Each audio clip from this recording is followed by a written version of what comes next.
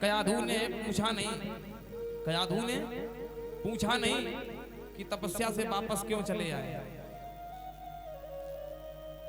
नहीं पूछा। जब शाम हो गई, भोजन इत्यादि कराया, विश्राम गृह में पहुंच गया, चरण दबा रही कयाधु। कयाधु के गर्भ में प्रहलाद जी पल रहे हैं। कयाधु जी चरण दबा रही हैं और कयाधु ने अब मीठे स्वर में पूछा, कहा महाराज कि तपस्या इतनी छोटी हो गई, सुबह गए आप शाम को ही लौट आए।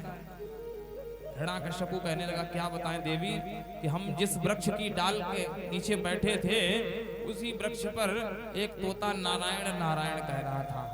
अब जैसे ही ऐसी बात कयाधु ने पूछी सुनी,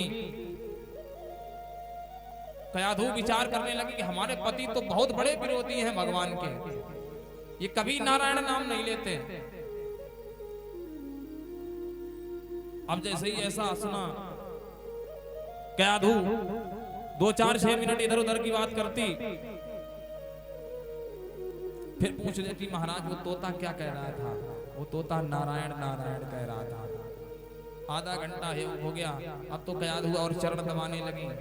चरण दबाते दबाते इधर उधर की बात पूछती, वो तोता नारायण नारायण कह रहा था। अब 1 2 4 10 बार हो गया। एक बार हिरण्यकश्यप उठ करके बैठ गया, कयाधु तुम बार बार हमारे बैरी का नाम हमारे मुखारबिंद से उच्चारण करवा रही हो। कयाधु ने चरण पकड़ लिए, महाराज बस एक बार और बता दो कि वो तोता नारायण नारायण कह रहा था। कयाधु चरण दबाती रही। जैसे ही इस बार पूछा तो कयाधु के ऊपर तलवार निकाल करके प्रहार करना चाहता था।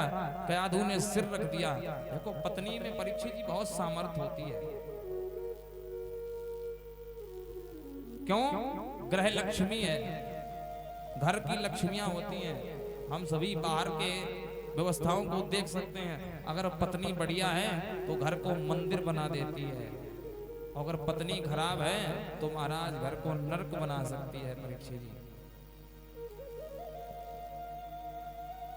आज कयाधु ने सिर रख दिया और सिर रख करके जैसे ही कयाधु ने आज हिरण्यकश्यप से कहा, महाराज बस इस बार बता दो, बस खाली एक बार और बता दो, मैं कभी नहीं दोबारा पूछूंगी। इस बार गुस्से में हिरण्यकश्यप ने कहा, कयाधु वो तोता नारायण नारायण नारायण नारायण नारायण कह रहा था। 1-2 बार नहीं महाराज। कयाधु ने 1-2 बार नहीं, पूरे 108 बार नाम उच्चारण करवाया और ये नाम का प्रभाव सीधा गर्भ पर पड़ा। अब गर्भवती माताओं को चाहिए, बड़ी विडंबना है परीक्षित जी इस संसार की। चाचा जी बड़ी स्थितियां गड़बड़ा रही हैं। गर्भवती माताओं को चाहिए अगर अपना बालक भक्त बनाना है तो गीता का पाठ करें, संस्कारी बनाना है तो रामचरितमानस का पाठ करें। लेकिन अब तो स्थितियां सब गड़बड़ हैं। गर्भ में बालक पल रहा है, अब तो फोन वाला सिस्टम चल गया। गर्भ में बालक, माताएं सब छोटी छोटी क्लिप देख रही हैं, अब देखती चली जा रही। और जैसे ही बालक ने जन्म लिया वैसे ही वो जन्म लेकर कहता, माता जी फोन दो, भगवान को बताए नहीं, यथा स्थान पहुंच गए। बोलो राधे राधे।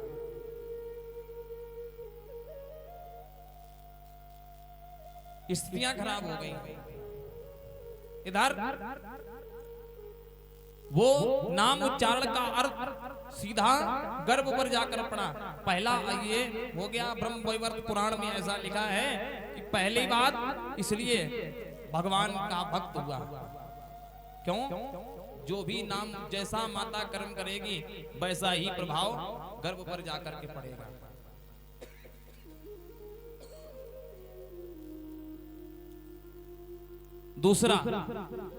दूसरा प्रमाण दिया भागवत जी में।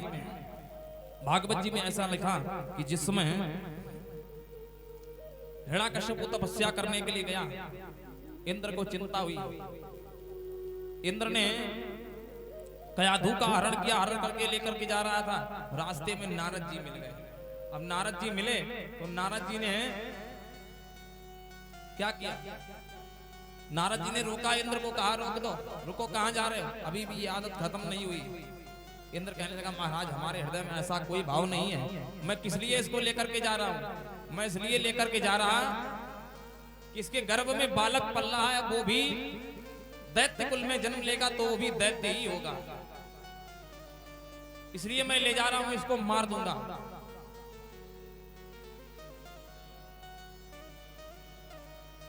नारद जी बोले कि देखो इसको यहीं छोड़ दो, हम सुंदर उपदेश देंगे, हम ऐसा वचन देते हैं कि इसके गर्भ से जो संतान उत्पन्न होगी वो भगवान की परम भक्त होगी, ऐसा कहा। इंद्र छोड़ करके चला गया। इधर हिरण्यकश्यप तपस्या करने लगा और तपस्या करके ब्रह्मा जी को प्रसन्न किया। ब्रह्मा जी ने आकर के आशीर्वाद दिया, वरदान दिया, उत्तिष्ठो उत्तिष्ठ भद्रन्ते तपा सिद्धो असि काश्यपः वरदो अहं नु प्राप्तो व्रीतामीप्सितो वरा। का पुत्र वरदान मांगो, क्या मांगना चाहते हो? हिरण्यकश्यप ने वरदान क्या मांगा?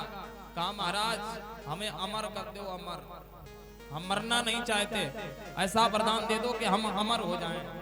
ब्रह्मा जी ने हाथ जोड़े कहा पुत्र ये तो हमारे कोटे में है ही नहीं, हम आपको ये वरदान दे कहां से दे, हम स्वयं अमर नहीं है तो अमरत्व का वरदान आपको कहां से दे दे। हिरण्यकश्यप कहने लगा महाराज अमर वाला वरदान नहीं दोगे तो हम अमर ही जैसा वरदान मांगे ले रहे। क्या मांगा? कुछ अधिक नहीं बस इतना ही मांगा। कहा प्रभु वरदान दो। कुछ अधिक नहीं बस इतना ही, नीचे न मरूं ऊपर न मरूं, कुछ अधिक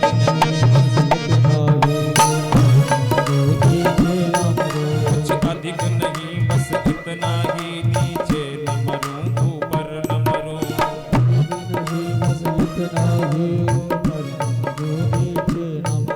जिसमें न मरूं दिन में न मरूं, जिसमें न मरूं भीतर न मरूं बाहर न मरूं, नर से न मरूं पशु से न मरूं, व्यापे कोई हथियार नहीं, नर से न मरूं पशु से न मरूं, व्यापे जीवन में मुझे भोगने को रह जाए कोई बिहार नहीं, जीवन में मुझे भोगने को रह जाए कोई बिहार नहीं।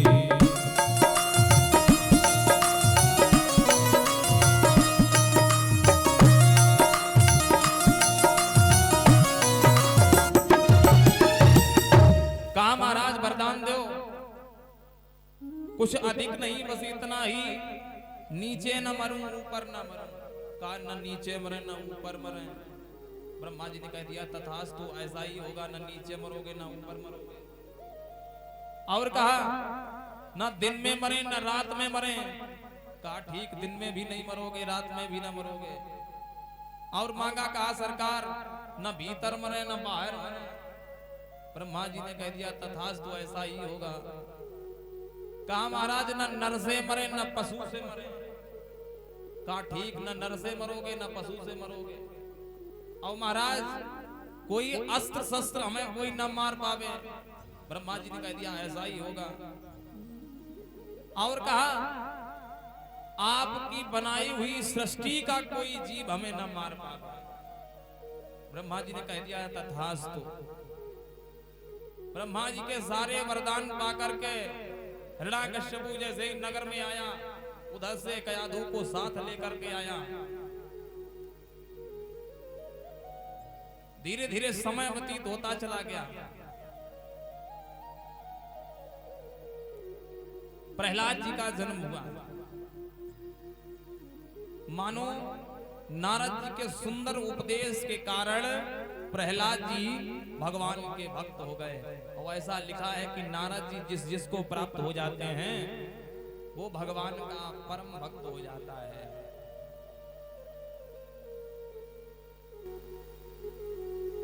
बड़ा सुंदर भाव लिखते हैं, इसलिए मानो भगवान के परम भक्त हो गए।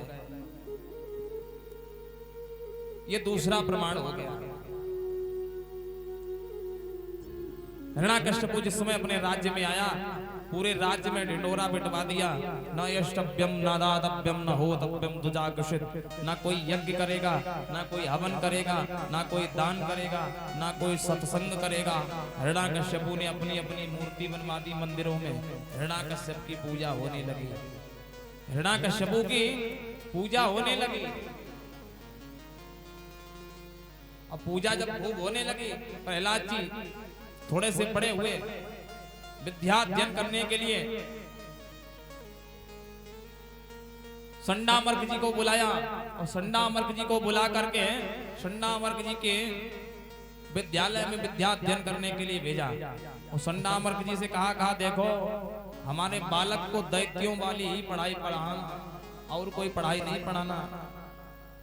संडामर्क जी ले गए, ले जाकर के विद्या अध्ययन कराने लगे। समय धीरे धीरे व्यतीत हुआ। एक दिन हिरण्याकश्यपु ने अपने पुत्र प्रहलाद को बुलाया।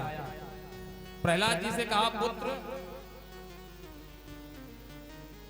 आपने क्या क्या पढ़ा विद्यालय में, ये हमें बताओ, वो सुनाओ। प्रहलाद जी बोले, पिताजी हमने पूरे 9 पाठ याद किए। कितने? 9 पाठ। वो कौन कौन से? बोले श्रवणम कीर्तनम विष्णु स्मरणम पाद सेवनम अर्चनम वंदनम दास्यम सख्यमात्म निवेदनम। ये 9 भक्ति दिखाई, 9 भक्ति का पाठ सुनाया। अब इससे समझ में नहीं आएगा क्योंकि ये भागवत जी वाला है, रामचरितमानस से समझाते हैं। लिखा गोस्वामी जी ने, बड़ा सुंदर भाव लिखा। बोले प्रथम भगति संतन कर संगा, दूसरी रति मम कथा प्रसंगा।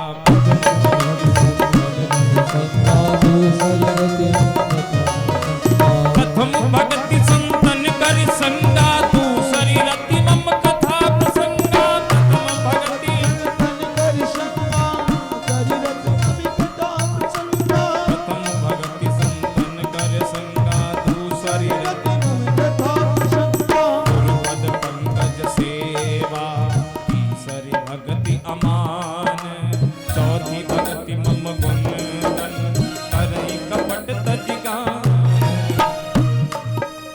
मंत्र जाप मम दृढ़ विश्वासा, पंचम भजन सुवेद प्रकाशा। अष्टम शील विरत बहु कर्म, निरत निरंतर सज्जन धर्मा।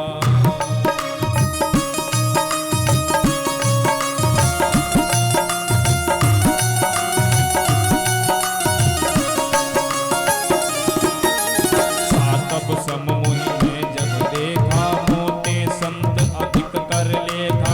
आठव जथा लाभ संतोषा, सपन्यों नहीं देखई पर दो।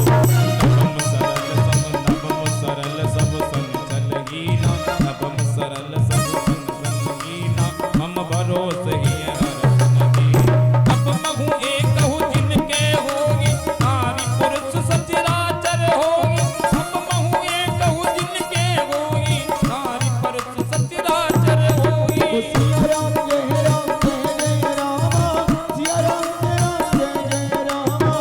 सिया राम जय जय सिया राम, जय सिया राम, जय जय सिया राम। नवदा भक्ति को सुनाया। प्रथम भगति संतन कर संगा, दूसरी रतिनुम कथा प्रसंगा। पहली भक्ति कहाँ प्राप्त होती है? प्रथम भगति संतन कर संगा। पहली भक्ति प्राप्त होती है संतों के साथ में बैठो तो पहली भक्ति प्राप्त होती है।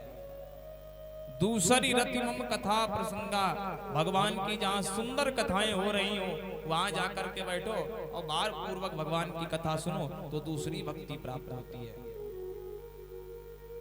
गुरुपद पंकज सेवा, गुरु जी की खूब सेवा करो। अब तो गुरु जी की सेवा करना ही नहीं चाहता कोई, गुरु जी वैसे हो गए।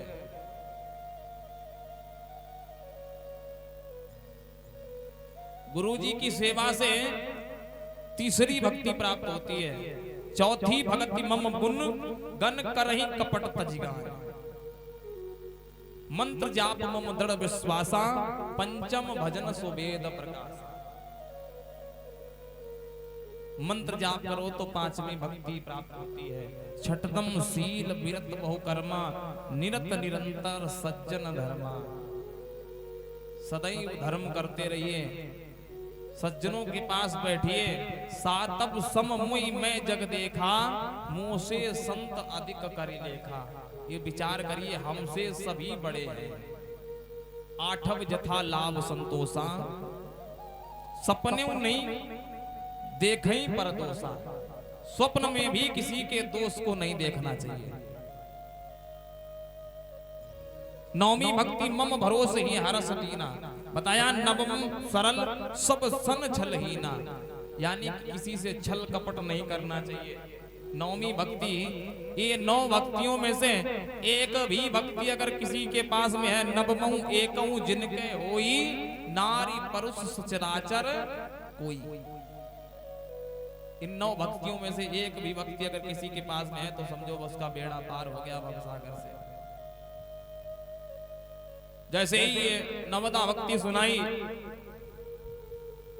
ध्रुव जी प्रहलाद जी महाराज को उठाया गोद से, फेंक दिया नीचे, बुलाया संडामर्ग जी को। अब संडामर्ग जी कांपते हुए आए, महाराज क्या हो गया, किसने पढ़ाया इसको?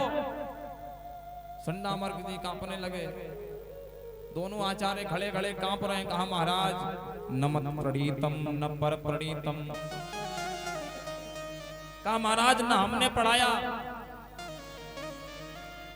और ना किसी और ने पढ़ाया। नमत प्रणीतम न पर प्रणीतम, ना हमने पढ़ाया ना किसी दूसरे ने। सुतो बदत्येस तवेंद्र शस्त्रो,